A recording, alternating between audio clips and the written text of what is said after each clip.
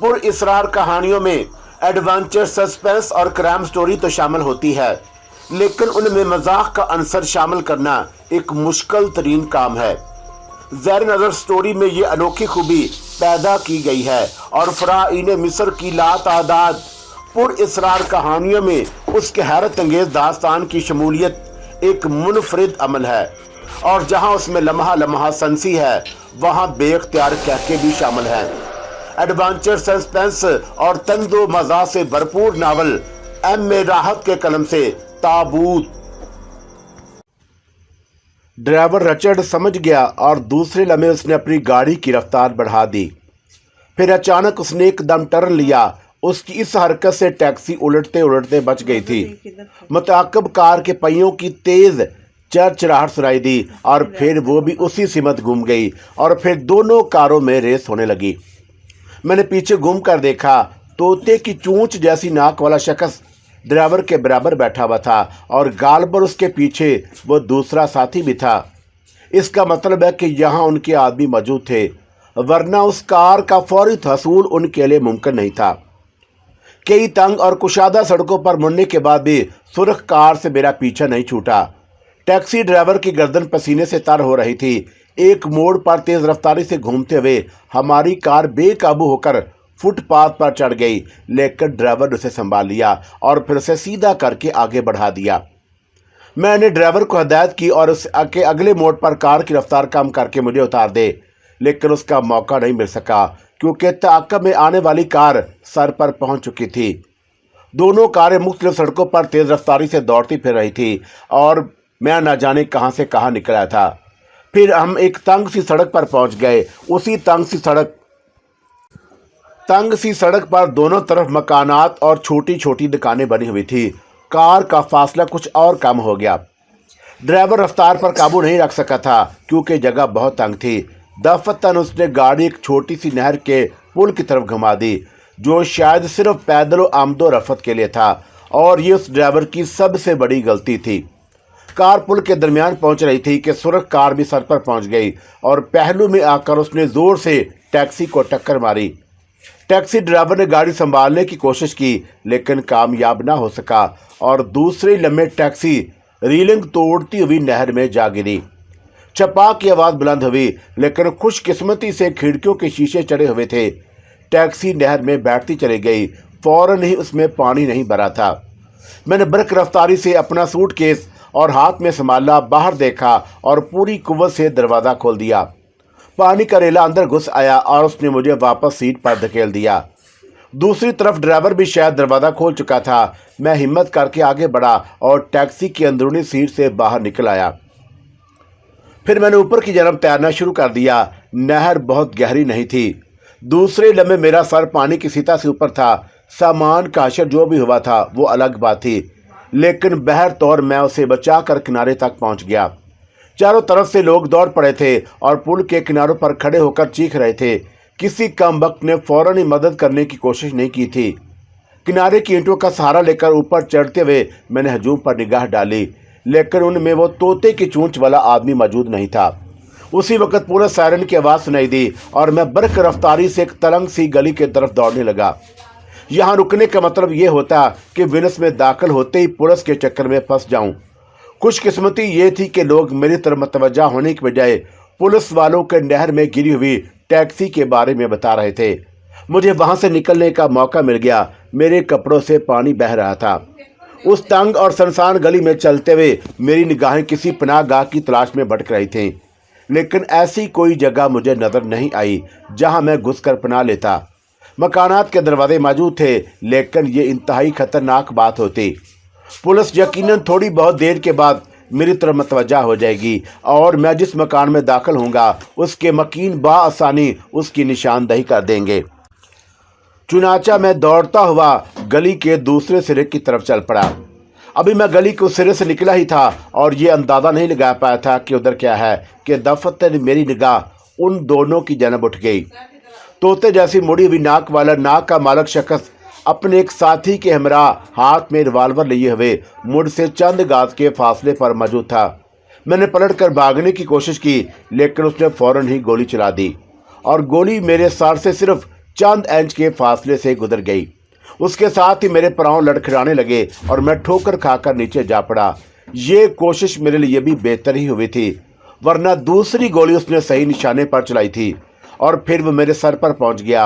उसने रिवाल्वर की नाल मेरी पेशानी पर रखी और मेरा गिरेबान पकड़कर गुराते हुए लहजे में बोला, उठो। मैं आस्तगी से उठकर खड़ा हुआ। वो खौफनाक निगाहों से मुझे देख रहा था, लेकिन उसे अंदाजा नहीं था कि दूसरे लम्हे मैं क्या करने वाला हूँ। रिवाल्वर की नाल मेरी पेशानी से लगाने की वजह से वो मेरे बिल्कुल करीब आ गया था और सीधा खड़ा हो गया।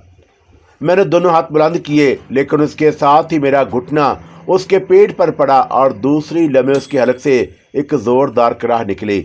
वो दोहरा हो गया था, लेकिन मैंने पीछे हटकर बिल्कुल इस तरह उसके मुंह पर किक लगाई जैसे फुटबॉल पर जोरदार किक लगाई जाती है, और मुझे इस अनोखी ताकत का इससे पहले कभी अंदाजा नहीं हो सका था।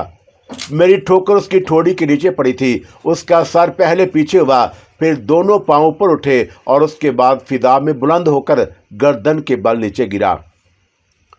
वो जिस अंदाज में वो गिरा था, उससे जो मैंने अंदाजा लगाया वो वही था, यानी उसकी गर्दन की हड्डी टूट गई और वो किसी ज़िबा हुए बकरे की तरह बिलबिलाया और उसके कानों से खून बह निकला।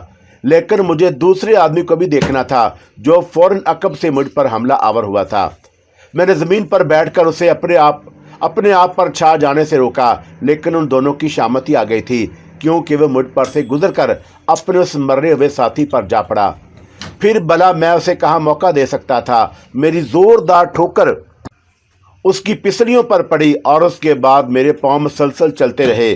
तोते जैसी चोंच वाला आदमी तो पहले ही जहन्नम में रसीद हो गया था, लेकिन उस दूसरे आदमी के मुंह से भी खून की मोटी धार बह निकली। उसने इस बुरी हालत के बावजूद अचानक मेरे दोनों पांव पकड़ लिए और जोर से झटका दिया। मैं उसके करीब ही गिरा, लेकिन पांव उसकी गिरफ्त से निकल गए थे। लेटे ही लेटे मैंने दोनों पैरों की ठोकर उसके चेहरे पर लगाई और उसके बाद उसमें कोई सकत ना रही। पता नहीं जिंदा था या मर गया था। मेरे पास ये तमाम बातें जानने का वक्त नहीं था। मैंने फुर्ती से अपना गिरा हुआ सूटकेस उठाया और उसके बाद एक बार फिर उसी वसीओ अरीज मैदान में दौड़ लगा दी, जो गली के दूसरे सिरे पर वाक़या था और जिसकी लंबाई तकरीबन 300 गज थी। उसके किनारों पर मकानात बने हुए थे, लेकिन उन मकानात में रहने वालों को इस हंगामे का कोई इल्म नहीं हो सका था, चुनाचा वहाँ सुकून था। वसीओ अरीज मैदान को अबूर करके मकानों के सर तक पहुँचते हुए मुझे काफ़ी वक्त लग गया और इस दौरान में अकब में भी देखता जा रहा था, लेकिन उसके बाद किसी ने ताक़ब करने की कोशिश नहीं की थी। बिल आखिर में मकानों के करीब पहुंच गया। जो हुलिया हो रहा था वो देखने के काबिल था। लिबास बुरी तरह भीगा हुआ था, चेहरा बिगड़ा हुआ था, बाल सर से चिपक गए थे और मैं अजीबोगरीब हुलिये में नजर आ रहा था। मकानों के सिरे तक निकलने के बाद मैंने एक वसीओ अरीज पार्क देखा, जिसमें दरख्त झूल रहे थे। पार्क का गेट खुला हुआ था। इस वक्त वह तकरीबन बिल्कुल ही सुनसान पड़ा था। चुनाचा मैं फौरन ही वक्त ज़ाया किए बगैर पार्क में दाखिल हो गया और फिर मैंने दरख्तों के एक ऐसे झुंड को तलाश कर लिया जो कम अज़ कम मुझे दूसरों की निगाहों से बचा सकता था। हर चंद के सूरत हाल बेहद ख़राब थी, लेकिन बहरहाल थोड़ा बहुत वक्त गुजारा जा सकता था। मैंने सबसे पहले अपना कोट उतारा, फिर जूते उतारकर उनमें से पानी निकाला। पाँव पिच पिच कर रहे थे। मैंने रुमाल से उन्हें खुश करने की कोशिश की, लेकिन रुमाल खुद ही भीगा हुआ था। उसके बाद मैंने सबसे पहले तवज्जो उन करेंसी नोटों की तरफ की और उसे मैं अपनी खुशबख्ती ही कह सकता था कि नोटों के ऊपरी हिस्से ज़रूर भीगे थे, लेकिन अंदर के तमाम नोट बिल्कुल महफूज थे। उस वक़्त यह सब भी अहम चीज़ थी जो वीनस में मेरी मददगार हो सकती थी। मैंने कोट एक तरफ खुश्क करने के लिए फैला दिया और फिर अपने बदन के एक हिस्से को बाहर धूप में निकालकर तकरीबन नीम दराज हो गया। सूटकेस के अंदरूनी हिस्से का खुदा ही हाफिज था। पता नहीं क्या क्या तबाही फैली होगी, लेकिन अब सब कुछ तो बर्दाश्त करना था। जहन उन लोगों की तरफ मतवज्जा था जो मेरे हाथों मौत का शिकार हुए थे, और दर हकीकत मेरा ज़हन का अंदाज बदल गया था। उनमें से कम एक तो ज़रूर मौत का शिकार हो गया होगा, लेकिन मुझे अब उसका ज़रा बराबर अफसोस नहीं था। ये लोग खुद ही मेरे पीछे पड़े हुए थे। मैं क्या करता, क्या कहाँ तक अपने आप को संभाले रखता। बिल आखिर कातिल बन गया था और एक कत्ल करने के बाद मज़ीद कत्ल करना भी मेरे लिए मुश्किल नहीं था। मैंने ज़िंदगी के इस रुख को अपना लिया और मेरे अंदर काफ़ी एतमाद पैदा हो गया था। लिबास खुश्क होने के बाद मैं आगे बढ़ गया। बिल आखिर वीनस के एक खूबसूरत इलाके सांत मारिया में लेडवहिल नामी होटल के एक कमरे में मुझे जगह मिल गई। सांता क्लारा का ये इलाका खूबसूरत होटलों और कैका खानों से भरा हुआ था। खासी रौनक और हंगामा खेजियाँ थी। मैंने उसका इंतखाब किसी खास बुनियाद पर नहीं किया था, बस इस तरफ निकल आया था। सामने ही घाट था जहां बेशुमार मोटोस्काफो यानी मोटर बोट सान मार्को चौक के लिए चलते रहते थे, जिसका फासला 1 मील से ज़्यादा नहीं होगा। बिल्कुल फास्ट फोर्स जैसी रौनक थी। तेज़ मोटर बोटों और स्टीमरों के बीच सुस्त रफ्तार नादक कंडोले भी नजर आ जाते थे। वीनस का भी शहर यहाँ से बेहद हसीन महसूस होता था। बहरतौर इन तमाम बातों के लिए अभी मेरे पास वक्त नहीं था। मैं तो अपनी तकदीर का मातम कर रहा था, जिसने वीनस में उसी अंदाज में मेरा इस्तकबाल किया था जिससे मैं अब तक गुजरता रहा था। मुड़ी हुई नाक वाला शख्स इस्तांबुल ही से मेरे पीछे था, और भला इस बात पर क्या शक व शुबा किया जा सकता था कि वह रज़ा ताहरी ही का आदमी हो सकता था। रज़ा ताहरी इस बात पर किसी तरह यकीन करने पर तैयार नहीं होगा कि वह हीरे मेरी तहवील में नहीं, लेकिन मैं उस बदनसीब को क्या बताता कि मेरा नसीब उससे कम नहीं है और मुझसे भी वो हीरे छीन लिए गए हैं। लेकिन रज़ा ताहरी ने जो हरकतें की थी उनका जवाब उसे देना ज़रूरी था। यहाँ तो उसने तकरीबन मेरी जान ही लेने की कोशिश की थी, जबकि उससे उसे कोई फ़ायदा हासिल नहीं होता। या फिर यह भी मुमकिन है कि उसने सोचा हो कि मुझे कत्ल करने के बाद उसके लिए हीरो का हसूल ज़्यादा आसान होगा और वह किसी न किसी तरह मेरी लाश को पुलिस के हत्थे चढ़ने से पहले ही हासिल कर लेगा। पता नहीं क्या मंसूबा था उनका वक्तों का, मेरी समझ में कुछ भी नहीं आ रहा था। लेकिन अब ज़ेन को ज़्यादा उलझाने की ज़रूरत नहीं थी। मैंने जो रास्ता अपना लिया था अब उस पर मैं अपने आप को ज़्यादा मुस्तैदी से रमा रखना चाहता था। उन दुश्मनों के सामने सीना सुपर हुए बगैर गुजारा मुमकिन नहीं था। चुनाचा मैंने अपने ज़ेन को उन तमाम वसवसों से आज़ाद कर दिया और ख़ुद को इस बात के लिए तैयार कर लिया कि वीनस में अगर 10-20 अफराद कत्ल और करने पड़े तो मैं उनकी उनसे ग्रेज नहीं करूँगा। कत्ल का मुजरम खवा एक कत्ल करे या 1000, सिर्फ कत्ल ही का मुजरम रहता है और उसके लिए पहली और आखिरी सज़ाए मौत है। मैं उस मौत को अब कबूल कर चुका था और मेरा दिल शीर हो गया। थोड़ी देर तक इन ख्यालात में गुम रहने के बाद मैंने अपना तबाहशुदा सूट केस का जायज़ा लेना मुनासिब समझा और उसे खोलने लगा। नंबरों वाला ताला था और सूट केस खोल कर देखा तो जी खुश हो गया। मुझे सूट केस की ये खासियत पहले मालूम नहीं थी कि यह मुकम्मल तौर पर वाटर प्रूफ है। पानी का एक कतरा भी अंदर नहीं गया था और अंदर रखी हुई चीज़ों को ज़रा बराबर नुकसान नहीं पहुंचा था, और करेंसी भी उस सूट केस में होती तो वो ऊपरी नोट भी ना भीगते। दफ़त ने मुझे यूँ महसूस हुआ जैसे मेरे इस फैसले के बाद हालात मेरे मुवाफ़िक होते जा रहे हैं। मैंने फ़ौरन ही दूसरा लिबास तब्दील कर लिया और उसके बाद अपने लिए खाने पीने की कुछ अशिया तलब कर ली। गर्म काफ़ी के बड़े बड़े घूंट लेते हुए दिल को फरहत हो रही थी। यहाँ वीनस में कुछ वक़्त गुजारने के बाद अपने इन दुश्मनों से छुटकारा पाकर बिल आकर स्विट्ज़रलैंड चला जाऊँगा और वहाँ अपने लिए ज़िंदगी गुजारने का कोई ज़रिया दरियाफ़त करूँगा। देखता हूँ कि यह कम वक्त कहाँ तक मेरा पीछा करते हैं। अब जो कोई भी मेरे सामने आया उसे मैं ज़िंदा नहीं छोड़ूंगा। वक्त गुजरता रहा और फिर शाम हो गई। शाम को मैंने एक उम्दा सा लिबास निकाला और उसे पहनकर कमरे से बाहर निकल आया। होटल की तफरीहात में दिलचस्पी लेना चाहता था, लेकिन अभी वक्त इतना ज़्यादा नहीं हुआ था कि होटल की तफरीहात शुरू हो जाए। तकरीबन 7:15 बजे थे। चुनाचा में होटल से बाहर निकल आया और सोचने लगा कि अब मुझे कहाँ जाना चाहिए। मेरा रुख घाट की तरफ हो गया। घाट की रौनक हस्बे मामूल थी। मोटोस्काफो सान मार्को चौक के लिए जा रहे थे, जिसका फासला तकरीबन 1 मील के करीब होगा। वेटिंग हॉल के साथ टिकट की मशीन लगी हुई थी। मैंने आधे लेयर का सिक्का सुराख में डाला तो मशीन के निचले हिस्से से टिकट निकल आया और उसके बाद मैं उस मोटोस्काफो पर जा बैठा जो सान मार्को चौक जाने के लिए तैयार था। घंटाघर के सामने वाले घाट पर पहुंचकर मोटर बोट रुक गई और मैं नीचे उतर आया। सामने ही दूज महल नजर आ रहा था और उसके सामने सेंट मार्क का कलीसा था, जिसके नाम पर उस चौक को पुकारा जाता था। सुना है कि वेनिस के 2 ताजिरों ने सेंट मार्क की लाश को सिकंदरिया से यहाँ मुंतकिल किया और फिर उसकी कब्र के ऊपर ये शानदार कलीसा तामीर किया गया। सान मार्को चौक के गिर्द बरामदों में बने हुए बेशुमार कहवा खाने आर्केस्ट्रा की मौसीकी नशर कर रहे थे। चौक में कुर्सियां बिछी हुई थी और बेपनाह रौनक थी। घंटा घर और कलीसा के सामने खूबसूरत अतालवी नौजवान लड़के और लड़कियां सैर व तफरीह में मसरूफ़ थे। सियाहों की टोलियां उनकी तरफ मतवज्जा हुए बगैर नहीं रह सकती थीं। वीनस की लड़कियां ख़ास तौर से बहुत खूबसूरत थीं। दरमियानी उम्र के लोग भी जगह जगह नजर आ रहे थे और यहाँ भी कबूतरों की भरमार थी। दीदा जेब दुकानें और स्टोर नजर आ रहे थे जिनके शो केसों में नरम चमड़े की मसनूआत, चीनी और शीशे के बने हुए बर्तन, सिल्क की टाइयाँ और दूसरी बेहतरीन अशिया नजर आ रही थी। बहरतौर वीनस के ये मनाजर मेरी तवक्का के मुताबिक थे। काफ़ी देर तक मैं इस एतराफ़ में घूमता रहा और उसके बाद जब काफ़ी रात हो गई तो एक मोटो स्कार्फ में बैठकर वापस अपने होटल में चल पड़ा। होटल के बहुत बड़े हाल में आर्केस्ट्रा बड़े ज़ोर शोर से एक अतालवी धुन बजा रहा था।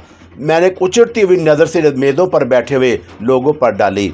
बेशुमार सयाह, बेशुमार हसीन लड़कियां, अजीब अजीब से अंदाज। काफ़ी देर तक मैं अपने लिए कोई मुनासिब जगह ढूंढता रहा और फिर एक तरफ बढ़ गया। कुर्सी पर बैठा ही था कि एक खूबसूरत सुनहरे बालों वाली लड़की मेरे नज़दीक पहुंच गई। उसने चेहरे पर हल्का सा मेकअप किया हुआ था। सुनहरे बालों से मिलता खूबसूरत लिबास और उसके ऊपर हल्का जर्द रंग का कोट पहने हुए वो बहुत खूबसूरत लग रही थी। हेलो, मेरा नाम अज़ाबिला है, उसने गर्दन खम करते हुए कहा। हेलो, मैं आहिस्ता से बोला और उसका जायज़ा लेने लगा। बैठ सकती हूँ, उसने सवाल किया और मैंने बेख्तियाराना अंदाज में गर्दन हिला दी। वो कुर्सी घसीट कर बैठ गई। फिर उसने मुस्कुराकर अपने सुनहरे बालों को झटका देते हुए कहा, वीनस की खूबसूरत रातों की मानद ये रात भी बेहद हसीन है। यकीनन मेरा ख्याल है कि वीनस की शामें भी काफ़ी हसीन होती हैं, मैंने अखलाकन कहा और उसके चेहरे पर एक इत्मीनान सा फैल गया। आज से वीनस में तुम्हारी मेज़बान अज़ाबिला है, वो गर्दन खम करके बोली। मैं उसकी हकीकत को जान गया। ऐसी मेज़बान लड़कियां गालबन दुनिया के हर गोशे में पाई जाती हैं, कहीं कम कहीं ज़्यादा। दिल चाह किसे भगा दूं, लेकिन कोई तो शिनासा हो जिससे गुफ्तगू की जाए। अपने आप को कंट्रोल में रखना कोई मुश्किल काम नहीं होता। चुनाचे मैंने थोड़ा सा वक्त उसके साथ गुजार लेना मुनासिब समझा। मैं उससे वीनस के बारे में गुफ्तगू करता रहा और उसने मुझसे मेरा नाम पूछने की कोशिश नहीं की थी। बस वो बातूनी लड़की थी। आर्केस्ट्रा अब मदम मौसीकी बखेरने लगा और उसी धुन पर एक अतालवी रकासा अपने मखसूस क्लासिकल रक्स के साथ चोबी फर्श पर नमूदार हो गई। हाल में बैठे हुए तकरीबन तमाम ही लोग उसकी जानब मतवज्जा हो गए। 10:30 बजे अज़ाबिला ने वेटर को बुलाकर खाने के लिए मखसूस अतालवी डिशें मंगवा ली। मैंने कोई एतराज़ नहीं किया। जब मैंने उसे शनासा के तौर पर कबूल कर लिया था तो फिर बाकी तमाम बातें बेकार थीं। और फिर अपने आप को थोड़ा सा बदलने के लिए उस मुलाकात में हर्ज क्या था। कीमा, सवैयाँ और चंद दूसरी चीज़ें हमारे सामने आ गईं और हम खाने में मसरूफ़ हो गए। ये सवैयाँ शैतान की आंत की तरह लंबी थी और किसी तरह काटने और छुरी की जिद में नहीं आ रही थी। लेकिन मेरे बरअक्स अज़ाबिला नहायत तो खूबी से खाने में मसरूफ़ थी। खाने से फारग होने के बाद वो देर तक मेरे साथ बैठी रही और फिर कलाई पर बंधी हुई घड़ी में वक्त देखकर बोली, तुमसे पहली मुलाकात बेहद खुशगवार रही डियर, लेकिन कल मैं तुम्हारे साथ काफ़ी वक्त गुजारूंगी। मैं 3 बजे तुम्हारे पास पहुंच जाऊंगी। मैंने कोई जवाब नहीं दिया और लड़की ने बिल की रकम प्लेट में डाली तो मैंने उसे रोकते हुए कहा, नहीं, ये जिम्मेदारी मेरे ही सुपुर्द रहने दो। मैंने तुमसे कहा था कि वीनस में मैं तुम्हारी मेज़बान होंगी, वो बोली और मेज़ से उठ गई। लड़की मेरी समझ में नहीं आ सकी थी। मुमकिन है कि वो भी मेरी ही तरह कोई स्याह या फिर वक़्त से उकताई हुई हो और उसने मेरा साथ गनीमत समझा हो। पहला अंदाज़ा कुछ गलत सा महसूस हो रहा था, यानी उन मेज़बान लड़कियों की मर्द नहीं थी जो मखसूस किस्म की होती हैं। फिर यह भी मुमकिन है कि वो बूटी देकर बकरा मारने के चक्कर में हो। बहरहाल कल मिलेगी तो देखा जाएगा, ना आई तो जहन्नम में जाए। रात पुरसकून गुजरी। मेरा ख्याल था कि मैं अपने असाब को कंट्रोल करने में कामयाब हो चुका था और अब मुझे किसी बात का कोई खतरा नहीं था। हर खतरे से निपटने के लिए मैंने अपने आप को तैयार कर लिया था। दूसरी सुबह मैं अखबार पढ़ता रहा। अंग्रेज़ी का ये अखबार वीटर ही ने मेरे कमरे में लाकर रखा था। मजमूई तौर पर इस होटल की सर्विस मुनासिब थी। खिड़की से दूसरी तरफ ग्रैंड कीनाल की हंगामा खेजियाँ बिखरी हुई थी, वही हसीन मनाजर जिन्हें देखने से जी ना भरे। मैंने वीनस का नक्शा निकालकर सामने कर लिया। वीनस से यूरोपीय ममालिक के लिए 3 बड़े रास्ते निकलते थे। पहला फ्रांस के रास्ते हस्पसानिया और दूसरा पेरिस से गुजरकर वहां से आगे, और तीसरा स्विट्जरलैंड, जर्मनी, डेनमार्क और स्वीडन के रास्ते नॉर्वे तक, जो शुमाली यूरोप के आखिरी कोने पर वाक़या था। लेकिन मेरे ज़हन में स्विट्ज़रलैंड ही था, और अपने इस अजीब सी सियाहत में अगर मैं वहां तक पहुंच जाऊं तो यकीनन अपने आप को कोलंबस समझ लूँगा। दोपहर तक होटल ही में घुसा रहा। खिड़की से दूसरी तरफ के मनाजर ही इतने पुररौनक थे कि अगर पूरा दिन गुजार दिया जाता तो कोई फ़र्क ना पड़ता। यही महसूस होता कि वीनस की सियाहत की जा रही है। इस दौरान अज़बीला भी याद नहीं रही, लेकिन ठीक 3 बजे दरवाजे पर दस्तक हुई और एक वो खूबसूरत लिबास में मलबूस मेरे पास पहुंच गई। मैं उसे देखकर चौंक पड़ा और उसने एक शगुफ्ता मुस्कुराहट के साथ मुझसे अपना नन्हा सा खूबसूरत सफ़ेद हाथ मिलाया और उसके बाद मेरे सामने आ बैठी। तुम तैयार नहीं हुए? उसने आहिस्ता से कहा। अभी तो शाम भी नहीं हुई, थोड़ी देर के बाद हो जाएगी, तुम तैयार हो जाओ। वो अपने लंबे नाखनों से हथेली को करीते हुए बोली और मैं उठ खड़ा हुआ। गुस्ल खाने में जाकर लिबास वगैरह तब्दील किया और फिर बाहर निकल आया। वो सोफे से टेक लगाए बैठी नीमबाज आंखों से मुझे घूर रही थी। कुछ पिया जाए? मैंने पूछा। हाँ, कुछ ठंडा मशरूब, उसने कहा, और मैंने रूम सर्विस के लिए बटन दबा दिया। वेटर के आने पर मैंने एक मशरूब तलब कर लिया। काफ़ी वक्त हमने वहाँ गुजारा। फिर उसने कलाई पर बंधी हुई घड़ी में वक्त देखा और बोली, चलें? मैंने गर्दन हिला दी। होटल के बैरूनी दरवाजे से बाहर निकलने के बाद हम पैदल ही एक सिमत चल पड़े और तकरीबन 1 घंटे तक पैदल ही सफ़र करते रहे। सड़कें पर रौनक थीं और नफीस शो केसों में हसीन अशिया सजी हुई नजर आ रही थीं। हम ग्रैंड किनाल के सबसे बड़े और खूबसूरत पुल रियाल्टो के पास आ निकले। पुल के पहलू में नहर के किनारे एक पुरसकून कहवा खाना नजर आया। हरी भरी बैलों के झुंड में मेज़ें लगी हुई थीं, जिन पर लोग बैठे काफ़ी वगैरह से लुत्फ़ अंदोज़ हो रहे थे। काफ़ी देर हो चुकी थी हमें घूमते हुए, चुनाचा हम सीढ़ियाँ उतर कर रेस्तोरां में पहुँच गए। मकामी वेटर ने हमारा इस्तकबाल किया। नहर के किनारे बहुत से गंडोले झूल रहे थे। कुछ मकामी लोगों की मलकियत थे और किराए के लिए हाजिर। मेज़ भी नफासत और सलीके से सजी हुई थी। सुर्ख गुलदान जिनमें रंगीन फूल सजे हुए थे और उनके दरमियान लंबी और पतली मोमबत्तियां सजी हुई थीं। काफ़ी पी और उसके बाद सरमई शाम में नहर के किनारे दूर तक निकल गए। उसकी गुफ्तगू बहुत ही सलीके की थी। हैरत की बात यह थी कि उसने एक बार भी मुझसे मेरा नाम से मुखातब नहीं किया था, बल्कि अब तक उसने मेरा ही नाम नहीं पूछा था। पता नहीं कोई मसला थी उसमें या वो जानबूझकर उससे इज्तनाब कर रही थी, लेकिन मैं उसकी शख्सियत का कोई अंदाज़ा नहीं लगा सका। फिर रात के खाने के बाद तकरीबन 10:30 बजे उसने मुझसे इजाज़त चाही और मेरी आंखों में देखते हुए बोली, मैंने तो आज का दिन बहुत खुशगवार गुजारा है। पता नहीं आपको मेरा साथ कैसा लगा। हसीन मेज़बान को कौन नापसंद करता है, लेकिन मैं किसी और बात का मुंतज़िर हूँ और मैं तुम्हारे पूछने का इंतज़ार कर रही थी, उसने पुरइसरार अंदाज में कहा और फिर अपना पर्स खोलकर एक छोटा सा कार्ड निकाला और मेरे हाथों में थमाते हुए बोली, इसमें सब कुछ है अगर तुम समझदार हो। उसके ये अल्फाज मेरे लिए सनसीखेज थे, लेकिन मैं इतना समझदार भी नहीं था कि सब कुछ समझ जाता। ताहम मैंने कार्ड पर निगाह डाली। उस पर एक पता लिखा हुआ था और मैं भी उससे कुछ पूछने भी नहीं पाया था कि वो मुड़ी और वापस चल दी। एक लम्हे के लिए मेरा मुंह खुला रह गया, लेकिन ना जाने क्यों मैं खामोश ही रहा। मेरी नज़र एक बार फिर उस कार्ड पर दौड़ने लगी और मुंह में से गहरी ठंडी सांस लेकर फिर उसकी तरफ देखने लगा। चंद लम्हात के बाद वो निगाह से ओझल हो गई। ये क्या किस्सा है? कार्ड पर सिर्फ एक ही पता लिखा हुआ था, फिर उसके कोने पर 3 छोटे छोटे मसलस बने हुए थे। मैं परेशानी के अंदाज में उस कार्ड को देखता रहा और फिर वहां से वापसी के लिए कदम बढ़ा दिए। अनोखी मेज़बान थी वो, पता क्यों दे गई थी? क्या खुद से मुलाकात के लिए? क्या उसे इस बात का अंदाज़ा हो गया था कि मैं किसी तौर उससे मुतासर हुआ हूँ और दोबारा उससे मुलाकात करने की कोशिश करूँगा? आखिर ये बात उसके जहन में थी तो अहमक थी वो। लानत भेजी जाए उस पर, खुद ही आ जाएगी। उसके बाद होटल जाने के अलावा और क्या कर सकता था, लेकिन वो मेरे जहन में एक खलश छोड़ गई थी। जब दूसरे दिन भी वो दोपहर तक मेरे पास ना आई तो ना जाने क्यों मेरा दिल में यह ख्याल उभरा कि मैं उसके पते पर जाकर उससे मुलाकात करने की कोशिश करूं। कार्ड मेरे पास मौजूद था और उस पर मेरीनो 289 लिखा हुआ था, बस उसके अलावा और कोई तफसील नहीं थी। तैयार होकर बाहर निकला और फिर एक वेटर से मेरीनो के बारे में मालूम किया। ग्रैंड किनार से आपको कोई स्टीमर मेरीनो ले जाएगा जनाब। मेरीनो एक खूबसूरत सा जजीरा है और वहाँ मकानात बने हुए हैं। गालबन ये नंबर उन्हीं में से किसी एक मकान का है। मैंने मुस्कुराकर गर्दन हिला दी। बस दिल में ख्वाह ही यह ख्याल जाग उठा था कि उस पुरअसरार लड़की से मुलाकात की जाए जो वाकई मेरे ऊपर एक अजीब सा असर छोड़ गई थी। पहले मैं उसे कुछ और ही समझा था, लेकिन अब यह एहसास हो रहा था कि वो आम किस्म की लड़कियों में से नहीं। ग्रैंड किनार से मेरीनो के लिए एक स्टीमर हासिल किया। आम तौर से मेरीनो तक का सफ़र लोग अपने ज़ाती स्टीमरों से किया करते थे, इसलिए कोई पैसेंजर स्टीमर वहां जाने के लिए नहीं मिल सका और वहां तक पहुंचने के लिए पूरा स्टीमर हासिल करना पड़ा था। हम उस आबी सड़क पर रवाना हो गए। स्टीमर पर अमले के 3 अफराद थे, जबकि सवारी के तौर पर सिर्फ मैं ही था। स्टीमर बर्क रफ्तारी से मेरीनो की जानब चल पड़ा।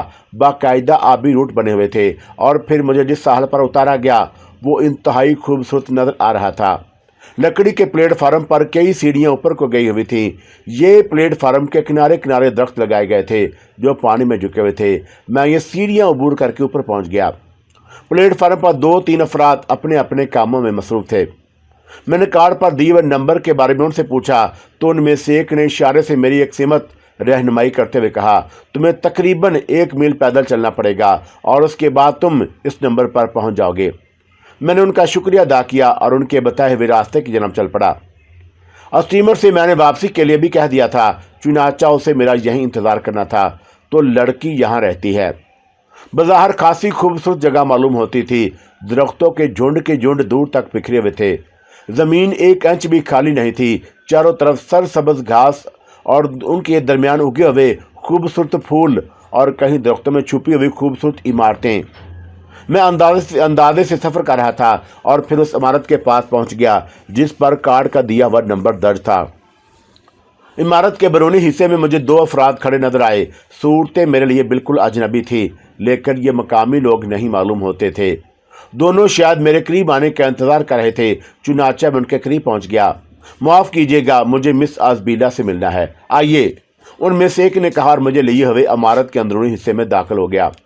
इमारत के बैरूनी दरवाजे से गुजरने के बाद मैं उनके साथ बड़े हाल में पहुंच गया था। तब वो दोनों रुक गए और उनमें से एक जो सफ़ेद सूट में मलबूस मुझे घूरने लगा। लाए हो, उसने बारीक कम लहजे में कहा और मैं चौंक कर उसे देखने लगा। क्या? मैंने मुतहिराना अंदाज में सवाल किया। फिर दूसरे लम्हे मेरे दिमाग में बिजली कूद गई। एकदम मुझे एहसास हुआ कि मैं 100% रज़ा ताहरी के जाल में फंस गया हूँ। लोग इस तरह मुझसे हीरे हासिल करना चाहते हैं। मेरी आंखों में खून उतर आया। और क्या तुम लोगों का दिमाग खराब है? दिमाग तो तुम्हारा खराब मालूम होता है। तुम्हारा क्या ख्याल था कि क्या हमने तुम्हें यहाँ सिर्फ सरकारी दौरे के तौर पर बुलवाया था? निकालो, फौरन निकालो, वरना अपने नुकसान के जिम्मेदार तुम खुद होगे। तुम्हारी शामत ही आ गई है शायद। रज़ा ताहरी पागल हो गया है। क्या इस अंदाज में वो मुझसे कुछ हासिल करने में कामयाब हो जाएगा? मैंने गुस्सीले लहजे में कहा। सुनो, हमारे पास ज़्यादा वक्त नहीं है, काम की बात करो। मैं ही तुमसे इस सिलसिले में मुकम्मल गुफ्तगू करने के लिए मखसूस किया गया हूँ। लानत है तुम पर और लानत है उस लड़की पर जिसने अपनी दानिश में मुझे बहुत बड़ा अहमक तस्वर कर लिया था, मैंने कहा। लेकिन दूसरे लम्हे सफ़ेद सूट वाले ने आगे बढ़कर मेरा गिरेबान पकड़ लिया।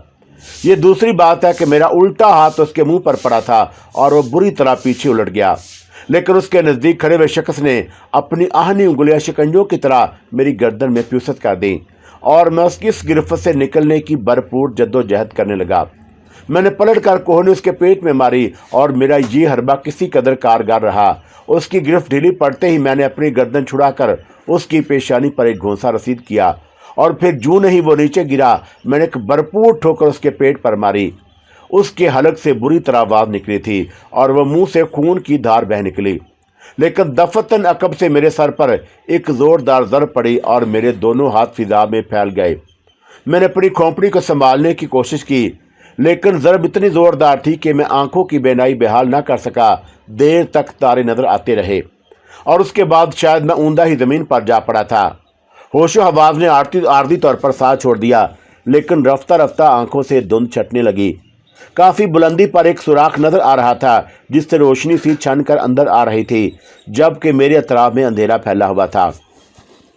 सुराख से छलने वाली रोशनी एक दीवार पर पड़ रही थी। मैंने अपनी खोपड़ी के शीशे को टटोला जिसमें अब भी हल्की हल्की तकलीफ हो रही थी, और ऊपर से मुझे गुजरे हुए वाकयात याद आ गए। गालबन मेरे सर की पुष्ट पर रिवाल्वर के दस्ते की तरफ लगाई गई थी।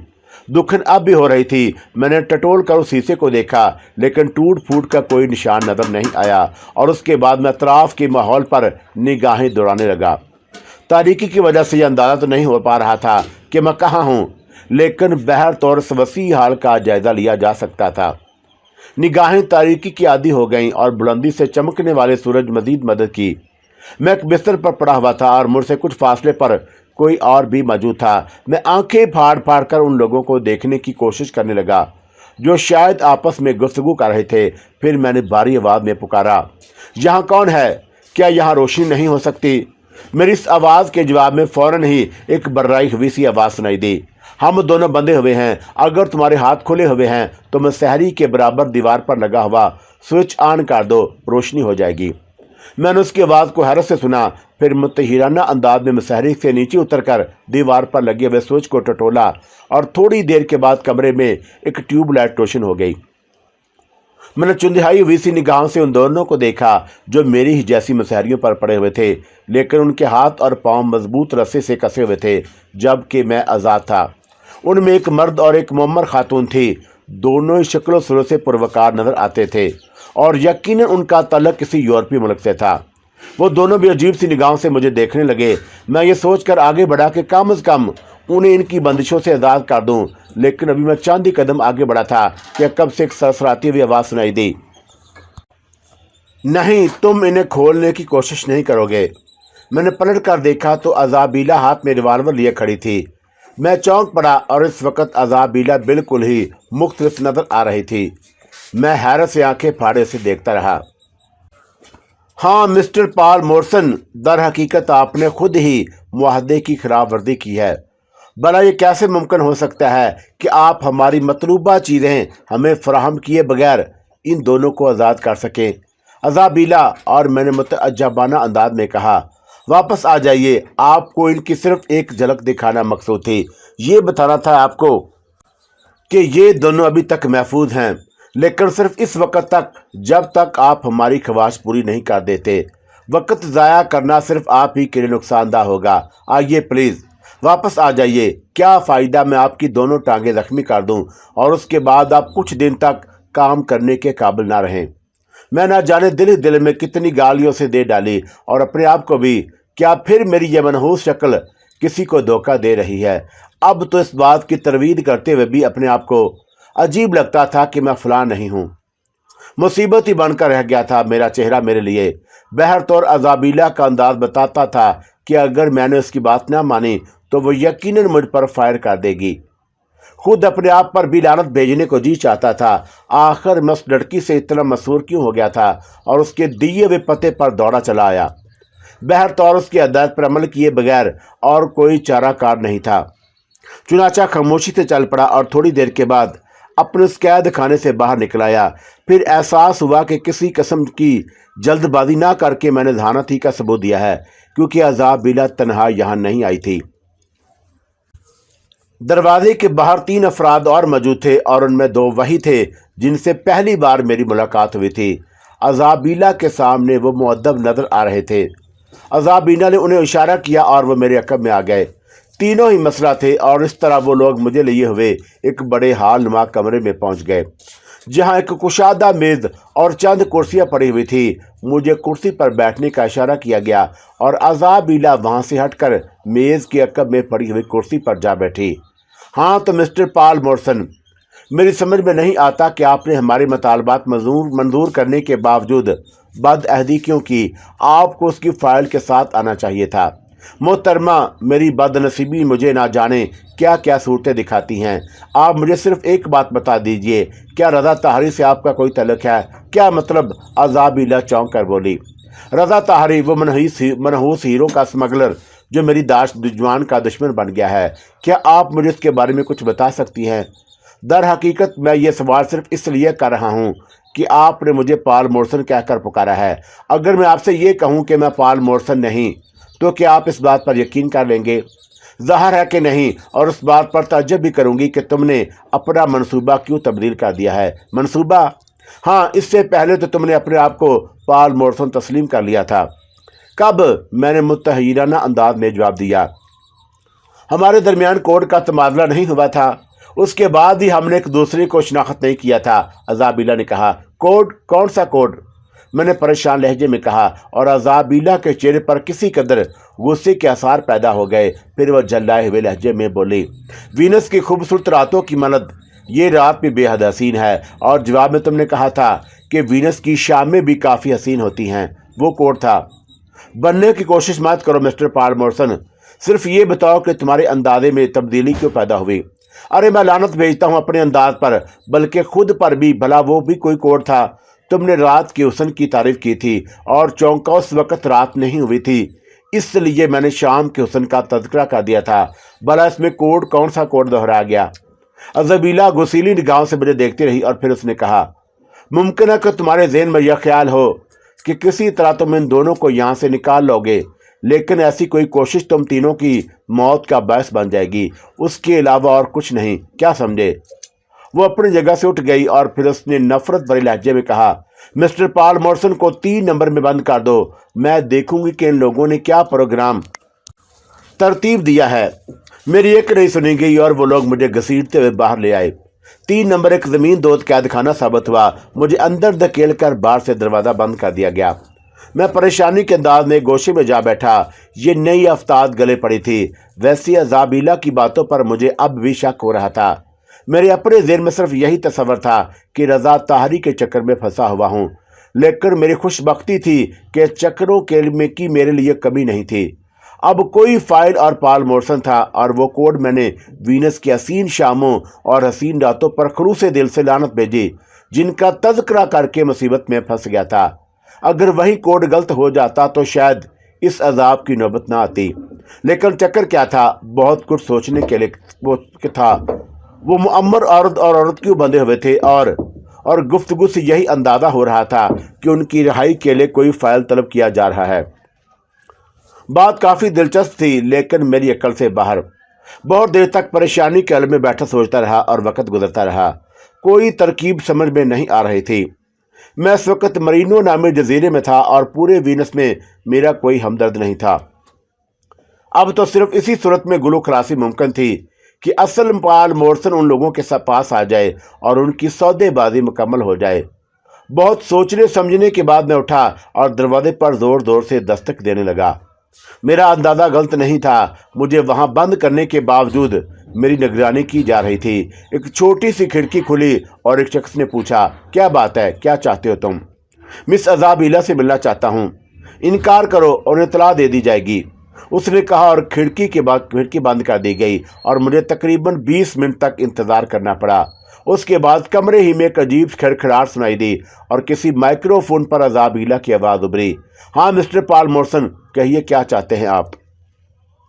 मिस अज़ाबिला, कुछ मालूमात दरकार हैं। अगर आप दिमाग को काबू में करके जवाब दें तो मैं आपका ममनून होऊंगा। जी फरमाइए, अज़ाबिला के लहजे में तनसा। आप मुझे पॉल मॉर्सन बनाने पर तुली हुई है ना? फजूल बातों के लिए मेरे पास कोई वक्त नहीं है। अगर आपने काम की बात नहीं की मिस्टर पॉल मॉर्सन, तो मैं फ़ौरन ही राब्ता मुंतकिल कर दूंगी। अच्छा, सिर्फ इतना बता दीजिए कि वो दोनों बदनसीब कौन हैं जो वहाँ उस कमरे में बंधे हुए पड़े हैं? मैंने सवाल किया, और अज़ाबिला ने दूसरी तरफ से सिलसिला मुंतकिल कर दिया। वो यकीनन ये बात मानने के लिए तैयार नहीं थी कि मैं पॉल मॉर्सन नहीं, और उन दोनों के बारे में सवाल भी इसी सिलसिले की एक कड़ी थी। चुनाचा वो नाराज़ थी।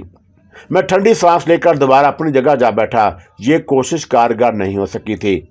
वक्त गुजरता रहा, और फिर शायद रात हो गई।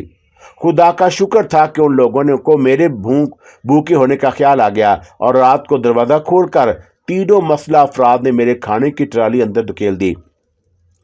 भाइयों, इस मेहमान नवाजी का शुक्रिया। अभी मैं ये कह ही रहा था कि तीनों दरवाज़ा बंद करके चले गए। गार्बन उनमें से कोई भी ये बात सुनने के लिए तैयार नहीं था कि मैं पॉल मॉर्सन नहीं हूँ।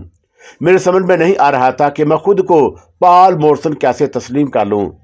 اگر ان کی خواہش کے مطابق میں اس بات کا اعتراف بھی کر لوں کہ میں پال مورسن ہوں، پھر انہیں وہ فائل کہاں سے مہیا کروں گا؟ عجیب سی پریشانی تھی، عجیب سی کیفیت تھی۔ بات کچھ سمجھ میں نہیں آ رہی تھی۔ ان لوگوں نے میری تلاشی لینے کی کوشش نہیں کی تھی، لیکن کوشش کرتے بھی تو میرے پاس رکھا ہی کیا تھا۔ میں کافی دیر تک انہیں پریشان کن خیالات کا شکار رہا، اور اس کے بعد جب کچھ نہ سوجی تو کھانے میں مصروف ہو گیا۔ بہت دیر تک آہستہ آہستہ کھانا کھاتا رہا۔ خیالات کا ہجوم ذہن پر جلگار کیے ہوئے تھا۔ پھر کھانے سے فارغ ہو کر تھوڑی دیر تک کمرے میں چہل قدمی کی، اور اس کے بعد وہیں ایک گوشے میں لیٹا۔ بدبختوں نے بستر کا کوئی انتظام نہیں کیا تھا، لیکن جب گہری نیند آتی ہے تو بستر کی کوئی خاص ضرورت محسوس نہیں ہوتی، اور تھوڑی دیر کے بعد مجھے نیند آ گئی تھی۔ اس کے بعد صبح ہی کو آنکھ کھلی، ٹرالی جوں کی توں رکھی ہوئی تھی۔ میں عجیب سی نگاہوں سے ادھر ادھر دیکھنے لگا۔ اپنے اس قید خانے میں میرا کافی وقت گزر چکا تھا۔ دفتن میری نگاہ ایک سمت اٹھ گئی، اور میں ایک عجیب سی چیز دیکھ کر چونک پڑا۔ سبز رنگ کا ایک کاغذ نظر آ رہا تھا۔ میرے سمجھ میں نہیں آیا کہ یہ کاغذ کیسے ہیں۔ بہرطور میں اپنی جگہ سے اٹھ کر ان کی طرف بڑھ گیا، اور پھر میں نے ایک فائل رکھا ہوا دیکھا۔ فائل کھول کر دیکھا تو اس میں کچھ کاغذات لگے ہوئے تھے، کچھ نقشے تھے اور عجیب و غریب نشانات لگے ہوئے تھے جو غالباً شارٹ ہینڈ میں تھے۔ کوئی بات سمجھ میں نہیں آئی۔ فائل کی ورق گردانی کرتا رہا۔ جس وقت اس قید خانے میں داخل ہوا تھا تو اس طرف توجہ نہیں دی تھی۔ ممکن ہے کہ یہ کاغذات پہلے سے یہاں موجود ہوں۔ بہرطور جب بات ہی سمجھ میں نہیں آ رہی تھی تو پھر اسے کیا لیتا۔ میں تھوڑی دیر تک اس فائل کو دیکھتا رہا، اور اس کے بعد واپس اپنی جگہ جا بیٹھا۔ لیکن اچانک ہی میرے ذہن میں ایک دھماکہ سا ہوا۔ فائل! وہ لوگ بھی تو کوئی فائل ہی طلب کر رہے تھے۔ میں نے برق رفتاری سے دوبارہ فائل کی جانب چھلانگ لگائی، اور اس بار میں فائل کو بہت دیر تک دیکھتا رہا تھا، لیکن میری سمجھ میں کچھ بھی نہیں آیا تھا۔ لیکن ایک خیال ضرور میرے ذہن میں آیا، اور اس بار ان سے رابطہ قائم کر کے میں فائل ان کے حوالے کرنے کا اعلان کر دوں، اور یہ فائل انہیں دے دوں۔ دیر تک میں اس سلسلے میں سوچتا رہا تھا۔ پھر غالباً میرے لیے صبح کا ناشتہ آیا، اور وہی تینوں بدبخت آئے تھے، اور ایک نئی ٹرالی ان کے ساتھ تھی۔ سنو، مس ایزابیلا سے کہہ دو کہ فائل میں ان کے حوالے کرنے کے لیے تیار ہوں، میں نے کہا، اور وہ تینوں چونک پڑے۔ گڈ، ویری گڈ، یہ ہوئی نا کام کی بات۔ بہتر ہے کہ آپ ناشتہ کر لیں، ہم مس ایزابیلا کو اطلاع کیے دیتے ہیں، ان میں سے ایک شخص نے کہا، اور اس کے بعد وہ تینوں رات والی ٹرالی واپس لے گئے۔ میں نے اطمینان سے ناشتہ کیا، اور فائل کو موڑ کر میں نے اپنے لباس میں رکھ لیا تھا۔ تقریباً آدھے گھنٹے کے بعد وہی تینوں واپس آئے، اور ان میں سے ایک نے کسی قدر مؤدب انداز میں کہا، آئیے، مس ایزابیلا آپ کا انتظار کر رہی ہیں۔ جس کمرے میں مجھے لے جایا گیا تھا وہ بالکل نیا تھا۔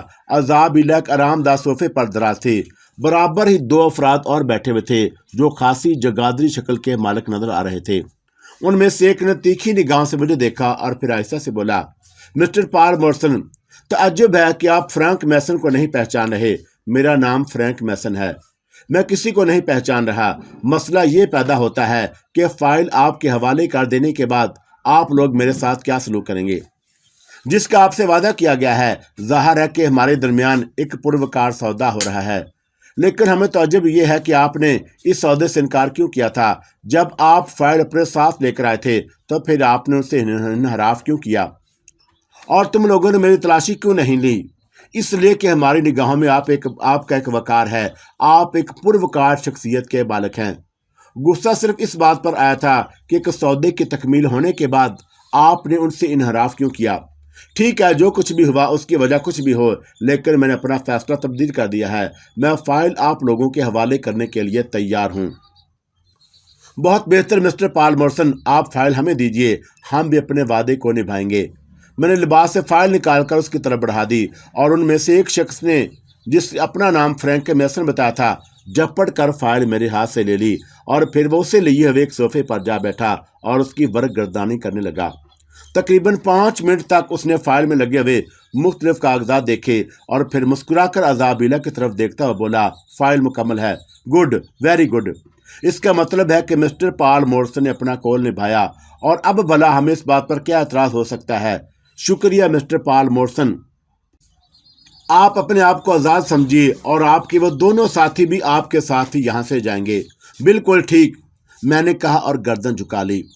دماغ کی چولیں ڈھیلی ہو گئی تھی، لیکن اس وقت اپنے آپ کو اس قابو میں رکھنا ہی مناسب تھا۔ عذابیلا نے کھڑے ہوتے ہوئے کہا، آپ کو صرف 20 منٹ انتظار کرنا پڑے گا۔ ممکن ہے کہ آدھا گھنٹہ لگ جائے۔ میں یہاں سے آپ کی اور آپ کے ساتھیوں کی واپسی کا بندوبست کیے دیتی ہوں۔ اس دوران آپ آرام کیجیے اور انہیں ان کے کمرے میں پہنچا دو۔ عذابیلا نے اپنے ساتھیوں کی طرف رخ کر کے کہا اور ان تینوں نے مجھے ساتھ لیا اور ایک کمرے میں آ گئے۔ اس بار بھی کمرہ مختلف تھا۔ اب مجھے ایک معزز مہمان کی حیثیت حاصل تھی۔ بہرطور آدھے گھنٹے کی بات تھی، لیکن سمجھ میں نہیں آ رہا تھا کہ وہ دونوں قیدی کون ہیں جن کی رہائی کے لیے یہ فائل طلب کی گئی ہے۔ ظاہر ہے کہ انہی کے لیے مجھ سے یہ بات کہی گئی تھی۔ میں کمرے میں بیٹھا انتظار کرتا رہا اور پھر دفتن میرا کلیجہ اچھل کر حلق میں آ گیا۔ فائل کہاں سے آیا اور اس جگہ فائل کہاں سے پہنچ گئی؟ اور اس سلسلے میں ایک ہی بات سوچی سمجھی جا سکتی تھی، راہ امیس اور صرف راہ امیس، 100% راہ امیس۔ یہ شخص، یہ پر اسرار روح بلا شبہ جگہ جگہ میری ہمدرد اور میری معاون تھی۔ دل چاہا کہ اسے گفتگو کروں، چنانچہ میں نے اسے پیار بھرے لہجے میں پکارا، راہ امیس، لیکن نہ تو اس کی ٹھنڈک محسوس ہوئی اور نہ ہی اس کی آواز سنائی دی۔ اس کے علاوہ اور کوئی بات قیامت تک نہیں سوچ سکتا تھا کہ فائل راہ امیس نے ہی مہیا کی ہے، گویا وہ میری رہائی چاہتا تھا۔ اس انداز میں جب مجھے اس کی آواز سنائی نہ دی تو میں خاموش ہو گیا۔ راہ امیس خود بھی بگڑا ہوا تھا اور مجھ تک نہیں آنا چاہتا تھا، چنانچہ اس لیے ضرورت پڑنے پر مجھے صرف اس کی تحویل مل جاتی تھی۔ میں نے ٹھنڈی سانس لے کر کہا، راہ امیس، تم نے بہرطور مجھ پر بہت سے احسانات کیے ہیں اور کم از کم تمہارے احسانات سے میں انکار نہیں کر سکتا۔ یہ دوسری بات ہے کہ میں ان میں سے کوئی احسان نہیں چاہتا تھا، لیکن اب کیا کروں؟ میری تقدیر مسلسل عذاب میں گرفتار کیے ہوئے ہے اور تمہیں میری وجہ سے تکلیف ہو رہی ہے۔ بہرحال اس کے لیے تمہارا شکریہ۔ 20 منٹ کے بعد وہی تینوں افراد پھر آئے۔ اس بار ان کے ساتھ وہ دونوں قیدی بھی تھے، جن میں سے ایک مرد اور ایک عورت تھی۔ دونوں ہی صورت سے خوش نظر آ رہے تھے، لیکن معمر شخص کے چہرے پر عجیب سے تاثرات تھے اور وہ تینوں ہم لوگوں کو لے کر باہر آ گئے۔ تھوڑی دیر کے بعد ہمیں جزیرے کے ساحل کی جانب لے چلے، لیکن وہ ساحل نہیں تھا جہاں عام طور سے اسٹیمر آ کر رکتے تھے، بلکہ ایک اور ہی جگہ تھی۔ یہاں ایک اسٹیمر کھڑا ہوا تھا جس میں ہمیں بٹھا کر روانہ کر دیا گیا۔ کوئی بھی مجھے چھوڑنے نہیں آیا تھا۔ عذابیلا سے میری دوسری ملاقات نہیں ہوئی تھی۔ میں نے دل ہی دل میں اس پر لعنت بھیجی، میں یہاں سے گلو خلاصی حاصل کر جاؤں، اس کے بعد بھلا مجھے کس چیز کی پرواہ ہو سکتی ہے۔ جب اسٹیمر سمندر میں کافی دور نکل گیا تو معمر شخص نے میری طرف دیکھتے ہوئے کہا، مسٹر، آپ کو میں کس نام سے پکاروں؟ وہ لوگ آپ کو پال مورسن کہہ رہے تھے۔ اگر آپ مجھے کسی نام سے پکارنا چاہتے ہیں تو منصور کہہ سکتے ہیں، میرا نام پال مورسن نہیں ہے۔ آپ کا نام کچھ بھی ہو، میں صرف ایک بات معلوم کرنا چاہتا ہوں، کیا میرے عوض وہ انتہائی قیمتی اور اہم فائل انہیں دے دیا گیا؟ ہاں، اس کے بغیر تمہاری زندگی بچنا ممکن نہیں تھی۔ مجھے اپنی زندگی کی اس قدر فکر نہیں تھی اور میں تو صرف اپنے وطن کے لیے مرنا چاہتا تھا۔ بہت غلط کیا گیا ہے، بہت بڑا نقصان اٹھایا گیا ہے، مجھے اس نقصان کا قیامت تک افسوس رہے گا۔ ٹھیک ہے، بہتر یہ ہوگا کہ آپ خاموشی اختیار کریں اور ہاں سنیے، ساحل پر اترنے کے بعد آپ کو خود اپنا راستہ منتخب کرنا ہوگا۔ میں آپ کے ساتھ نہیں جا سکتا۔ جیسا آپ چاہیں۔ بہرطور ہمارا مسئلہ اس حد تک تو حل ہو گیا، لیکن ہمیں ہمیں بتا دیجئے کہ ہمیں کہاں جانا ہوگا۔ میں اس سلسلے میں کچھ نہیں جانتا۔ اوہ ٹھیک ہے، آپ جیسا بھی ممکن ہوا کر لیا جائے گا، لیکن آپ کی اس بے رخی کا مطلب سمجھ میں نہیں آیا۔ سنیے، میں آپ سے کچھ نہیں چاہتا، کچھ بھی نہیں۔ آپ کو آزادی مل گئی، آپ اس آزادی کی قدر کیجئے، لیکن فائل کی قیمت پر مجھے یہ آزادی قبول نہیں۔ تو پھر اسٹیمر واپس بھی لے جائے گا، آپ دوبارہ اس جزیرے پر واپس آ جائیے اور ان لوگوں سے گفتگو کر لیجئے، میں نے جھلائے ہوئے انداز میں کہا اور وہ خاموش ہو گئے۔ ساحل پر اترنے کے بعد معمر شخص نے مجھ سے کہا، کم از کم یہ تو بتا دیجئے کہ مجھے کس سے رابطہ قائم کرنا ہوگا؟ پولیس سے، میں نے جواب دیا۔ معمر شخص چند لمحے سوچتا رہا اور پھر اس نے کہا، ٹھیک ہے، شکریہ، آپ کا یہ مشورہ بالکل درست ہے۔ اس کے انداز میں کسی قدر ناگواری کا احساس بھی تھا۔ غالباً وہ یہی سوچ رہا تھا کہ میں ان کے وطن کا باشندہ ہونے کے باوجود بے رخی کا اظہار کیوں کر رہا ہوں، لیکن میں جانتا تھا کہ میں کون سے وطن کا باشندہ ہوں۔ تھوڑی دور چلنے کے بعد اس نے مجھ سے مسافے کے لیے ہاتھ بڑھایا اور میں نے توہن تراہن اسے ہاتھ ملایا۔ اس کے بعد میں ان سے جدا ہو گیا۔ ہوٹل پہنچ کر میں نے سب سے پہلے غسل کیا اور اس کے بعد اپنے آپ کو مسحری پر گرا دیا۔ इंतहाई बेचैनी से वक्त गुजरा था। जो वाकया मेरे साथ पेश आया था वो नाकाबिल यकीन था और मेरे लिए बासे तकलीफ। अब क्या करूं? कौन सी ऐसी तरकीब होनी चाहिए कि मुझे इस मनहूस सूरत से निजात मिले जो जगह जगह मुझे अजाब में गिरफ्तार कर देती है। बात समझ में नहीं आ रही थी। बहुत देर तक मैं सहरी पर लेटा अपने आप को कोसता रहा। बेचारे रामीज का वाकई मुझ पर एहसान था और अब ये एहसान हो रहा था। अब ये एहसास हो रहा था कि मैंने बिला वजह जंजलाहट में उसके साथ अच्छा सलूक नहीं किया। लेकिन रामीज भी मुझसे नाराज था और मेरी आवाज़ पर मेरे नज़दीक नहीं आता था, लेकिन उसकी मदद बराबर जारी थी। देर तक सोचते सोचते दफतन ज़हन में एक ख्याल आया, क्यों ना प्लास्टिक सर्जरी के जरिए अपने चेहरे के खदुखाल तब्दील करा लूँ, बिल्कुल ही मुख्तलिफ शक्ल दे लूँ। वाकई इसमें कोई शक नहीं था कि यह कार आमद बात थी। लानत भेजता हूँ मैं अपनी इस शक्ल पर जो बार बार मुझे मुसीबतों का शिकार कराती है। बेहतर यही है कि अपने आप को तब्दील कर लूँ और इस तरह मुझे इस मुसीबत से निजात मिल सकती है। दिल में यह ख्याल इस कदर जड़ पकड़ चुका था, मैंने फैसला कर लिया कि बकिया रकम जो मेरे पास महफूज है उससे सबसे पहले अपने चेहरे को तब्दील कराता हूँ। उसके बाद जो होगा देखा जाएगा। मैं ये फैसला करने के बाद किसी हद तक मुतमिन हो गया। यही मेरी मुसीबतों का हल था। पूरे दिन में होटल ही में पड़े पड़े गुजार दिया। वो मुअम्मर शख्स और उसके साथी औरत जहां भी गए होंगे, मुझे भला उनसे क्या दिलचस्पी हो सकती है। तो मैं तो अब ये सोच रहा था कि वीनस में मुझे कुछ और पुरसकून लम्हात मिल सकेंगे। उस शहर के बारे में बहुत सी रवायतें सुनी थी। बिलाशुबा उसके जो नज़ारे मेरे सामने आए थे वो काफ़ी दिलकश थे, लेकिन अब तो दिल में यह खौफ पैदा होता था कि बाहर निकलूंगा और किसी नई मुसीबत में गिरफ्तार हो जाऊंगा। इस खौफ से अपने आप को निजात दिलाने के लिए हर मुमकिन कोशिश कर रहा था, लेकिन पता नहीं क्यों जहन पर यह बात मुसलसल सवार थी। इस वक्त रात का तकरीबन 1:30 बजा होगा। मैं गहरी नींद सो रहा था कि दफतन किसी ने मेरा गिरेबान पकड़कर मुझे जोर से झंझोड़ा और फिर मुझे उठाकर खड़ा कर दिया गया। मैंने परेशानी के आलम में आंखें फाड़ दी। गौर से देखा तो अज़ाबिला और उसके वही तीनों साथी। अज़ाबिला के चेहरे पर गैज़ो गज़ब के आसार नजर आ रहे थे और पिस्तौल की नाल मेरी पेशानी से चिपकी हुई थी। तुम्हारा क्या ख्याल था? क्या तुम नकली फाइल देकर हम लोगों को बेवकूफ़ बना सकते थे? मैं तुम्हारे इतने टुकड़े करूंगी कि कोई गिन भी नहीं सकेगा। मैं नींद के आलम में था और कुछ बात समझ में नहीं आ रही थी। अज़ाबिला के अल्फाज मेरे ज़हन में ज़रूर गूंज रहे थे, लेकिन उनका मफहूम अभी तक मेरी समझ में नहीं आ सका था। उसने अपने साथियों की तरफ रुख करके कहा, संभालो इसे, बेहोश कर दो। उनमें से एक मेरी तरफ बढ़ा और उसने फुर्ती से मेरी नाक पर एक रुमाल रख दिया। मैंने जद्दोजहद करने की कोशिश की, लेकिन रुमाल से उठने वाली बू इतनी तेज थी कि मैं अपने आप पर काबू नहीं पा सका और चंद लम्हात के बाद शोचो हवा से आरी हो गया। जब आंख खुली तो एक कमरे में पड़ा हुआ था। दिमाग साए साए कर रहा था और असाब पर ऐसी थकन सवार थी जैसे सारी रात शबनम में भीगता रहा हूं। मैंने ककरा के साथ करवट बदली और उठकर बैठ गया। तकदीर जरा भी साथ नहीं दे रही थी। हालात मुझे एक लम्हा सुकून देने के लिए तैयार नहीं थे। ना जाने अब क्या हो गया। अज़ाबिला के अल्फाज कानों में गूंज रहे थे, फाइल नकली है, फाइल नकली है। लेकिन दफतन ही मुझे अपने सामने एक सफ़ेद सा कागज़ का पड़ा हुआ नजर आया, आंखों के बिल्कुल सामने, और इस तरह हिल रहा था जैसे मेरी तवज्जो अपनी जान मबजूल कराना चाहता हो। दफतन मेरे ज़हन में रामीज का ख्याल आया और मैंने जल्दी से आगे बढ़कर कागज़ पर छपटा मारा। मेरा अंदाज़ा गलत नहीं था। कागज़ पर रामीज की वैसी ही तहरीर थी जैसी से पहले भी मैं देख चुका था और मैंने उसके अल्फाज पढ़े। लिखा था, रामास की हम शक्ल, मेरी कफियत को तुम सही तौर पर महसूस नहीं कर सकते। जब तुम्हारी सूरत पर निगाह करता हूँ तो अपना प्यारा दोस्त याद आ जाता है और ना जाने दिल क्यों चाहता है कि मैं तुम्हारे साथ एहसान करूँ। और जब तुम्हारी एहसान फरामोशी का ख्याल आता है तो दिल में तुमसे नफरत होने लगती है। मैंने तुमसे कहा था ना कि मैं तुम्हें सुकून से नहीं बैठने दूंगा। मेरा प्रोग्राम जारी है। तुम्हें रवा दवा रहना होगा, तुम्हें मुसीबतों में गिरते रहना होगा। क्या समझे?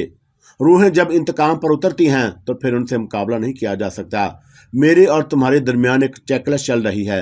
अपने आप को दुनिया के कौन से गोशे में छुपाओगे, किस चक्कर से बचाओगे? मैं ये देखूंगा कि जिंदगी का हुस्न भी मिलेगा और बदसूरती भी। ये मेरा आखिरी फैसला है। अब इस नई मुसीबत में गिरफ्तार होने के लिए तैयार हो जाओ। मैं अगर चाहता तो असल फाइल भी उनके सामने ला सकता था, लेकिन फिर उसमें मजा ही क्या रहता। क्या समझे? रामीज। दिमाग भग से उड़ गया था। रामीज, रामीज। اور دل میں اس کے لیے جو گداز پیدا ہوا تھا وہ سب کا سب ختم ہو گیا، اور اب میری آنکھیں غصے کی شدت سے سرخ ہو گئی تھیں۔ میں نے غیر بھرے لہجے میں کہا، تو کیا سمجھتا ہے صدیوں پرانے بوڑھے، کیا میں تیری مدد سے جی سکتا ہوں؟ نہیں، ہرگز نہیں۔ میں نے تو بس تیرے احسان کو محسوس کر کے تجھے آواز دی تھی، لیکن اب میں تجھے کبھی آواز نہیں دوں گا۔ صورتحال کچھ بھی ہو جائے، کچھ بھی کرے تو میرے ساتھ، لیکن میں اب اسے تیری دوستی نہیں سمجھوں گا۔ میں تجھ سے مسلسل مقابلہ کرتا رہوں گا، دیکھتا ہوں کہ تو کب تک مجھے پریشان کرتا ہے۔ ذہن ایک بالکل نئے موڑ پر آ گیا تھا اور غصے سے شدت سے دماغ چٹک رہا تھا۔ میں اپنی جگہ سے اٹھا اور دروازے کے قریب پہنچ گیا۔ میں نے دروازے پر پہلے آہستہ سے دستک دی۔ جب کوئی جواب نہیں ملا تو زور سے شانے کی ٹکر دروازے پر ماری۔ میرے بدن کی قوت تھی یا پھر دروازہ کمزور تھا، ایک کواڑ اپنی جگہ چھوڑ گیا اور چوکھٹ کی طرف سے ہٹ گیا، جبکہ باہر کا تالا بدستور لگا ہوا تھا۔ میں نے حیرت سے اس منظر کو دیکھا۔ اپنے آپ کو کبھی بھی ٹارزن سمجھنے کی کوشش نہیں کی تھی، لیکن بہرطور اس وقت سب کچھ ہو گیا تھا اور مجھے باہر نکلنے میں کوئی خاص دقت نہیں ہو رہی تھی۔ میں باہر نکل آیا۔ ایک وسیع و عریض راہداری میرے سامنے سنسان پڑی ہوئی تھی، کوئی نظر نہیں آ رہا تھا۔ ویسے یہ اندازہ نہیں ہو سکا کہ میں کون سی جگہ ہوں۔ ممکن ہے کہ یہ میرینو ہی کی وہی عمارت ہو اور عذابیلا مجھے دوبارہ وہیں لے آئی ہو، لیکن ماحول کچھ بدلا بدلا سا لگ رہا تھا۔ عمارت بہت چھوٹی سی تھی اور کسی ویران سے مقام پر واقع تھی۔ حیرت کی بات یہ تھی کہ یہاں اور کوئی بھی موجود نہیں تھا۔ میں باہر نکل آیا اور ایک طرف دور دور قد آدم جھاڑیاں اور درخت پھیلے ہوئے تھے، اور دوسری طرف پتھریلا میدان تھا جو بتدریج بلندی کی طرف چلا گیا تھا۔ اسی وقت میری نظریں ایک چھوٹی سی سڑک کے کنارے کچی جگہ پر بنے ہوئے ٹائروں کے نشانات پر جم گئیں اور میں وہاں سے آگے بڑھ گیا۔ پھر میں نے کناروں سے ٹائروں کے نشانات تلاش کیے اور ان کے سہارے آگے بڑھنے لگا۔ ٹائروں کے نشانات بلندی کی جانب جا رہے تھے۔ میں محتاط انداز میں آگے بڑھتا رہا۔ سمجھ میں نہیں آ رہا تھا کہ یہ نئی جگہ کون سی ہے اور یہاں کیا چیز موجود ہے۔ دفتن ایک سنسناہٹ سی سنائی دی اور کوئی چیز میرے سر سے صرف 3 انچ اوپر سے گزر گئی۔ اس کے ساتھ ہی میں نے جھاڑیوں میں چھلانگ لگا دی۔ پہاڑیوں میں گونجنے والی باز گشت اس بات کا اظہار کرتی تھی کہ مجھ پر رائفل سے فائر کیا گیا ہے۔ صاف مطلب تھا کہ مجھے مکان سے نکلتے دیکھ لیا گیا تھا۔ پھر باقاعدہ فائرنگ ہونے لگی۔ گولیاں بارش کی طرح میرے آس پاس سے گزر رہی تھی اور میں بے حس و حرکت جھاڑیوں میں لیٹا مناسب وقت کا انتظار کر رہا تھا۔ میں یہ سوچ رہا تھا کہ اس فائرنگ سے نجات ملے تو میں کچھ کروں۔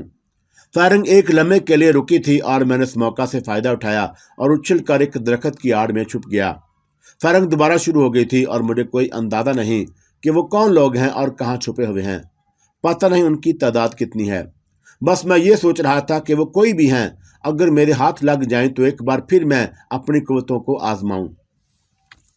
اگرچہ درخت کے دوسری طرف جانے میں خطرہ تھا، لیکن خطرہ مول لیے بغیر کوئی چارہ کار نہیں تھا۔ میں غیر محسوس انداز میں ایک طرف رینگنے لگا۔ اطراف میں کانٹے دار جھاڑیاں بکھری ہوئی تھی جو میرے ہاتھوں اور پیروں پر خراشیں لگا رہی تھیں، مگر میں مسلسل آگے بڑھتا رہا۔ چند لمحات کے بعد فائرنگ بند ہو گئی۔ میں نے سر ابھار کر دیکھا۔ کافی فاصلے پر ایک شخص رائفل سنبھالے متجسس نگاہ سے چاروں طرف دیکھ رہا تھا۔ میرے اور اس کے درمیان زیادہ فاصلہ نہیں تھا، لیکن پھر دفتن اس نے مجھے دیکھ لیا اور دوسرے ہی لمحے رائفل سنبھالی اور میری طرف لپکا۔ رائفل کے آگے لگے ہوئے سنگین دھوپ میں چمک رہی تھی اور پھر رائفل یا تو خالی ہو چکی تھی یا بدحواسی میں وہ فائر کرنے کے بجائے مجھے سنگین کا نشانہ بنانا چاہتا تھا۔ وہ جیسے ہی میری طرف بڑھا، میں نے ایک جھٹکے سے اپنے آپ کو فضا میں بلند کیا اور اس پر حملہ کر دیا۔ اس نے سنگین سے مجھ پر وار کرنے کی کوشش کی، لیکن میں صاف بچ گیا اور دوسری لمحے میں نے عقب سے اس کا نرخرا پکڑ لیا۔ رائفل اب بھی اس کے ہاتھ میں تھی، لیکن میں نے اس کی گردن دبائی ہوئی تھی اور پوری قوت سے اسے سنبھالے ہوئے تھا۔ وہ پلٹ نہیں سکا تھا۔ عذابیلا کہاں ہے؟ میں نے گراتے ہوئے پوچھا، لیکن اس نے جواب دینے کے بجائے ایک بار پھر حملہ کرنے کی کوشش کی۔ اب اس کا ہاتھ رائفل کی ٹریگر پر پہنچ گیا تھا۔ میں نے انتہائی پھرتی سے اس کی رائفل پر ہاتھ ڈال دیا اور اب ہم دونوں میں رائفل کے لیے کشمکش ہونے لگی۔ میری کوشش تھی کہ رائفل کی نال کا رخ آسمان کی جانب رہے۔ اس کے ساتھ ہی میں نے اس کے گھٹنے پر ایک زوردار ٹھوکر لگائی۔ وہ بلبلا اٹھا، مگر رائفل پر اس کی گرفت ڈھیلی نہیں ہوئی۔ ہم دونوں لڑکھڑاتے ہوئے نیچے گر گئے اور نیچے گرنے کے بعد ہی مجھے دونوں ہاتھ رائفل پر جمانے کا موقع مل گیا۔ سنگین اس کے نرخرے کو چھو رہی تھی اور میں نے ایک بار پھر گرا کر عذابیلا کے بارے میں پوچھا۔ وہ رائفل چھوڑ چکا تھا۔ लेकिन मेरी बात का जवाब देने के बजाय ना जाने किस तरह उसने चाकू निकाल लिया और मैं एक लम्हे में होशियार हो गया था। उसे हमला करने का मौका देने से पहले मैंने राइफल पर दोनों हाथों का दबाव बढ़ाया। संगीन उसके नरखरे को काटते हुए अंदर घुस गई थी और खून का फव्वारा बह निकला। मैं फुर्ती से उसे छोड़कर पीछे हट गया और खून बुरी तरह उसकी गर्दन से उछल उछल कर बाहर निकल रहा था और वो जमीन पर तड़प रहा था। चंद ही लम्हात में उसकी आंखें बेनूर हो गईं। चाकू भी उसकी मुट्ठी में दबा हुआ था और मैं उसे अजीब सी निगाहों से देखता रहा और उसके बाद मैंने ठंडी सांस लेकर गर्दन हिलाई और उसके हाथ से चाकू निकालकर अपने कब्जे में कर लिया। समझ में नहीं आ रहा था कि क्या करूं। बेगुनाह इंसानों का खून मेरे हाथों हो रहा था और वो भी गलतफहमी की बुनियाद पर। मैं वो बन चुका था जो क़यामत तक नहीं बनना चाहता था, लेकिन क्या करता। कोई बात समझ में आती तो ना थी, कहीं सुकून तो मिलता ना था और मैं तो अमन की दुनिया का इंसान था, पुरसुकून गोशों में जिंदगी गुजारने का ख्वाहां, अच्छे इंसान की हैसियत से। लेकिन तकदीर मुझे अच्छा इंसान नहीं बनने दे रही थी और मेरी कोशिश नाकाम रही थी, हर कोशिश। मैं इन्हीं ख्यालों में डूबा हुआ था कि दफतन अकब से आहटें सुनाई दी और मैंने दो इंसानों को देखा जो बिल्कुल मेरे करीब पहुंच चुके थे। यकीनन वो मेरे दोस्त नहीं थे और उनकी ख्वानख्वार निगाहें बता रही थीं कि अब वो मुझे जिंदा नहीं छोड़ेंगे। उनकी निगाहें अपने साथी की लाश को भी देख रही थी और उनके चेहरे पर खून ही खून नजर आ रहा था। मौत अब मुझसे बिल्कुल करीब महसूस हो रही थी। बस यही जी चाह रहा था कि आंखें बंद करके जमीन पर लेट जाऊं और इसके सिवा चारा भी क्या था।